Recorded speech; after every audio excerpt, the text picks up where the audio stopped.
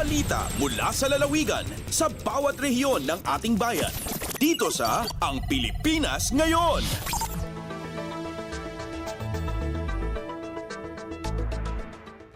Narito na ang bugso ng ating mga regional news. Dumako muna tayo sa rehiyon ng Luzon.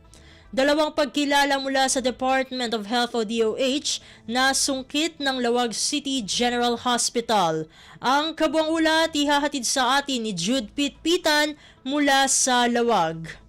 Naipresentaran itilawag City General Hospital ti Dua at Tropeo. Anaawat na manipod ti Department of Health Regional Field Office 1 gapo iti napintas a pamalakad iti nasaong ospital. Rumrumuar at ti LCGH ket adaan ti 3 Green Star para iti Green Viability Assessment ket na mentenarda iti daytoy atawan. Segun kini Mayor Michael Marcos Kion, tinasaong assessment ket kitaan da ti kinadalos ti ospital, malaksi iti daytoy ket iti wagas da nga gibelang kadagiti rugit nga aggapo iti ospital. Malaksi iti takit kitaan pa iti DOH ti resiliency iti panagbalbalo iti panawan dagiti ospital diti Region 1. Irinto at ti Integrated Hospital Operation Management Program kat makita mat ti panakaramid dagiti protocol iti operasyon ti ospital nga agasister kadagiti pasyente. Malaksid laeng iti pamalakad kadagiti inaldaw nga operasyon iti ospital, makita pa iti panaka-streamline ti sistema iti panaka-manihir ken dagiti innovation sa mararamid tapno may pa iti napinta sa serbisyo kadagiti umili. Romroman anagun di LCGH dayto ay pamadayaw gapo iti sistematiko apan naka-akomodar dagiti pasyente ti panakausar dagiti baro aramit kas iti CT scan, X-ray kanda dumapay. May palagi nga iti kalabas impakita ti LCGH iti publiko baan iti social media accounts ti city's government ken iti mismo nga ospital dagiti agas aramit ken serbisyo mabalin na gundawayan dagiti umili dito'y syudad. Manipod iti syudad ti Lawag, Jude Pitpitan para iti Radyo Pilipinas World Service. Balita mula sa lalawigan sa bawat rehiyon ng ating bayan. Dito sa Ang Pilipinas Ngayon.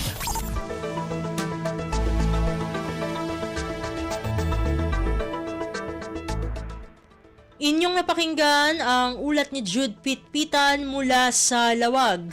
Puntahan naman natin ang Agoo. Pagpapanatili sa lengguwaheng Iloko itinaguyod sa pagdiriwang ng kauna-unahang Wirawir Festival sa La Union. Narito si Glenda Sarak para sa balita. Rinambakan dagiti manurat ng Ilocano ti kaunaan a Wirawir Festival ti La Union anaanga iti syudad ti San Fernando. Kayat sa uwan ti balikas a Wirawir ket nasapa a puloy ti Pasko. Isu nga ti Wirawir Festival ket nasapa a panangrambak iti Christmas. Kabayatan ti festibidad kini daw ni Dr. Sonia Siago manipod iti dimsu ti panakaidunar dagiti Ilocano Literature iti Center for Ilocano Studies ti Universidad Datapno Sadyay am preserba para iti sumaruno a henerasyon. Pinarigtamot ti gunglo dagiti manurat nga Ilocano minugumil Filipinas dagiti padada a manurat nga Ilocano nga itultuloy dati mangputar kadagiti literatura nga Iloko tapno mataginayon ti kinabaknang ti nasao a lengguwahe. Mainagitray toy kini daw pay ni Dr. Siago ti panangputar dagiti Ilocano writers iti reading materials para kadagiti babasit nga ubing ang mangilanad iti dakas nga epekto ti illegal a droga tapno dagos a maipasagapsap kadagiti ubing nga awan tinasaya at nga ipaay ti panagaramat iti maiparit a droga. Manipod Radyo Pilipinas Agoo, Glenda Bakungan Sarak para iti Radyo Pilipinas World Service. Balita mula sa lalawigan sa bawat rehiyon ng ating bayan. Dito sa Ang Pilipinas Ngayon.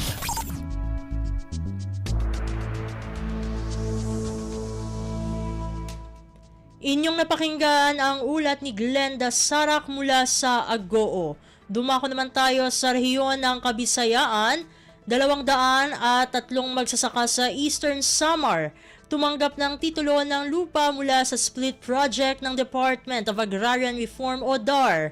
Ang detalye ng balita ihahatid naman sa atin ni Daisy Belizar mula sa Borongan. Maabutin 203 nga mga parag-umati kang di Eastern Samar ang kinarawat in electronic titles sa Department of Agrarian Reform KONDAR kailaroman support to parcelization of land to individual titles sa split project. Inay na distribution nga gindumara Provincial Capital Gym, Barangay Alang-Alang, Borongan City, kakulop nga adlaw December 11, 2024. Ang distribution hin mga titulo hintuna agrarian reform beneficiaries nga nahatagin seguridad hanggang tatag-iyahan nga tuna in pinangunahan ni Department of Agrarian Reform Regional Director Robert Anthony Yu. Ha mga benepisyaryo nga natikang pa habungtuhan Balanghiga, Balangkayan, Canavi, Dolores, Siporlos, Lawaan, Kinapundan, San Julian ngan TAF. Labot lahini 72 liwat nga Agrarian Reform beneficiary ang kinarawat and certificate of condonation with release of mortgage kon kokrom nga naparan kabaraydan han amortisasyon han tuna nga igindistribuerhan gobyerno hini nga mga parag-uma. Mula sa Borongan City,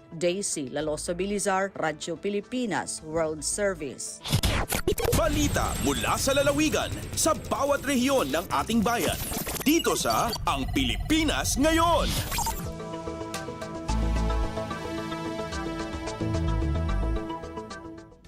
Inyong napakinggan ang ulat ni Daisy Belizar mula sa Borongan. Dumako naman tayo sa Sogod 2024 Seal of Good Local Governance o SGLG Award.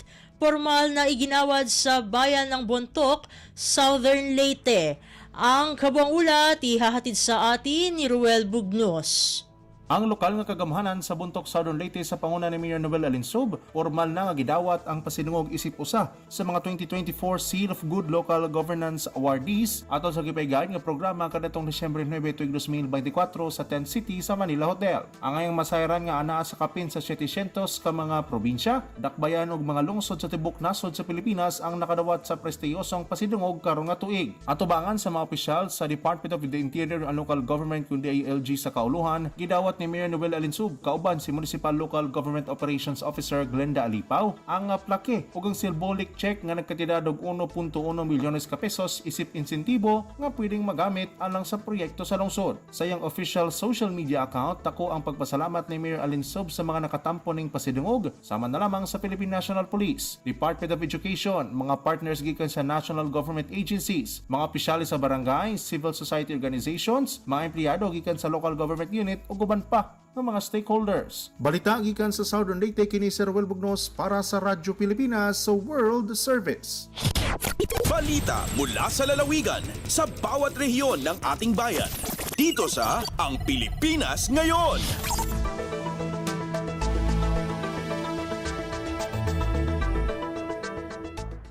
Inyong napakinggan ang ulat ni Ruel Bugnos mula sa Sogod. Dakuin naman natin ang rehiyon ng Mindanao. Mga negosyante sa Cagayan de Oro hinikayat na magparehistro ng maaga gamit ang online system. Ang detalye ng balita ihahatid sa atin ni Ryan Carbon mula sa Cagayan de Oro. Giaghat sa City Finance Department ubos ni City Treasurer Hasmin Maaga ng mga negosyante sa Dakbayan sa Cagayan de Oro nga magparenew sa ilang business permit pinaagi sa online system. Kini human gipahibalo sa City Finance Department ang pagsugod sa tinuig nga business permit registration and renewal karong umaabot Enero 2 hangtod Enero 20, 2025 diha sa May City Tourism Hall. Ang business permit online system gitanyag sa City Finance Department alang sa kasayon og kaharuhay sa mga negosyante sa Dakbayan nga buot maglukat o kaha magparenew sa ilang business permit. Matod ni Maagad nga nagunang tuyo sa maong online system nga dili na mahasol ang mga magbubuhis pagdalikyat sa City Hall diin kasagaran magpunsisok ang bag-ong duot sa katawhan panahon sa business permit renewal. Gibutyag ni Assistant City Treasurer for Operations Engineer Lionel Mistula nga sobra 30,000 ka mga permitis sa Dakbayan. Sa Cagayan de Oro ang gilaumang magparenew sa ilang business permit karong tuiga. Gikan sa RP1 Cagayan de Oro, Ryan Carbon para sa Radyo Pilipinas World Service. Balita mula sa lalawigan sa bawat rehiyon ng ating bayan. Dito sa Ang Pilipinas Ngayon.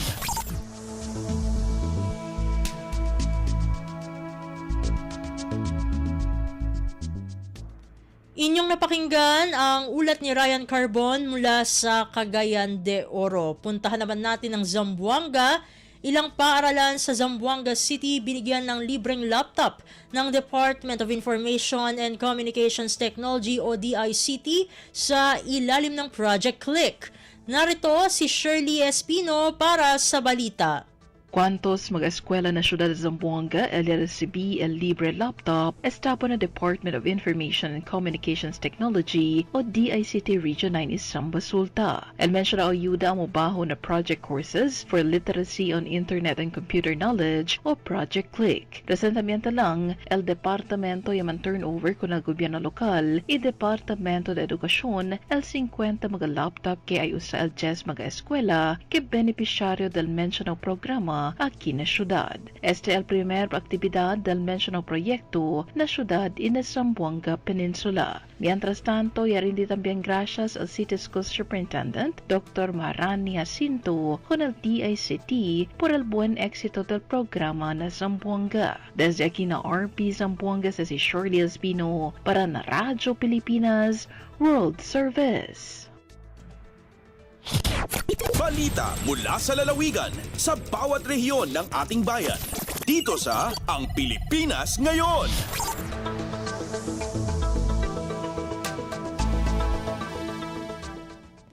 Inyong napakinggan ang ulat ni Shirley Espino mula sa Zamboanga. Dumako naman tayo sa Butuan. 344 na mga bagong tanggap na pulis sa Caraga Region, hinamon ng Police Regional Office 13. Regional Director na paghusayan ang trabaho at ihanda ang sarili sa mga pagsasanay. Ang detalye ng balita, ihahatid naman sa atin ni Jocelyn Morano. Formal nang mihurar sa ilang katungdanan ang 344 ka mga bagong nadawat nga mga pulis sa Caraga Region ilawom sa 2024 Attrition Recruitment Program sa Police Regional Office 13. Sa 344, 279 ang mga patrolman samtang 65 ang patrolwoman kinsaon niya madistino sa nagkadayang munisipyo sa 5 ka mga probinsya sa rehiyon. Si Police Regional Office 13 Regional Director Police Brigadier General Alan Nazaro ang administering officer sa oath-taking ceremony nga gipahigayon dito sa Police Regional Training Center sa Barangay Dipata, Surigao City. Sa mensahe ni RD Nazaro ngadto sa mga rookie police, nakaday kini sa gipakitang determinasyon ug mga paningkamot kay nagmalampuson sa giagihang mga pagsuway atol sa selection process. Gihagit usab ni RD Nazaro ang bagong recruit nga mga pulis Caraga para magtinarong ug ipakita sa katawhan ang pagkamatinud-anon ug ipatigbabaw ang kalig-on sa pagharong unya sa ilang agihan nga mga pagbansay. Gikan sa RP Butuan, kini si Jocelyn Morano para sa Radyo Pilipinas World Service. Balita mula sa lalawigan sa bawat rehiyon ng ating bayan. Dito sa Ang Pilipinas Ngayon.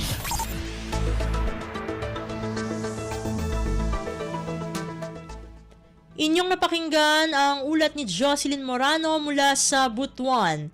Puntahan naman natin ang Iligan. DepEd Iligan City kinilala bilang Most Learning Focus Division Champion sa 2024 pasidungog sa Amihanang Mindanao. Ang kabuang ulat ihahatid sa atin ni Sharif Timhar Habib Majid. Sa 14 ka Schools Division sa Department of Education o DepEd sa Northern Mindanao Region, ang Schools Division sa Iligan City maoy giila sa DepEd Region 10 isip Most Learning Focus Division Champion. Kinigipambit atol sa 2024 pasidungog sa Amihanang Mindanao nga gipahigayon ning bag-ulang sa dakbayan sa Cagayan de Oro. Mato ni DepEd Iligan City Schools Division Superintendent Dr. Jonathan De La Peña, importante kaayo ang mga pasidungog kay nagpamatuod kini nga maayo kaayo ang mga tinun-an sa dakbayan. Ipasalamat usab si De La Peña sa lokal nga kagamhanan sa Iligan City, pinagi sa local school board sa padayon nga suporta niini sa DepEd Iligan. Gawas sa champion, midalaw sab ang DepEd Iligan og laing mga pasidungog sa maong aktibidad nga naglakip sa outstanding teacher, outstanding master teacher, second runner-up sa duet singing competition, best promotional poster, most outstanding school head, first runner-up sa documentary video, best broadcaster, best teaser video, best infomercial ug Kanduri 2024. Gikan sa Radyo Pilipinas Iligan kini Sharif Timhar alang sa Radyo Pilipinas World Service. Balita mula sa lalawigan sa bawat rehiyon ng ating bayan. Dito sa Ang Pilipinas Ngayon.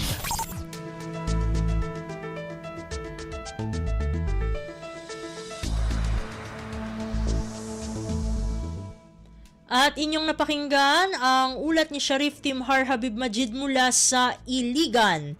Dito na nagtatapos ang ating regional news.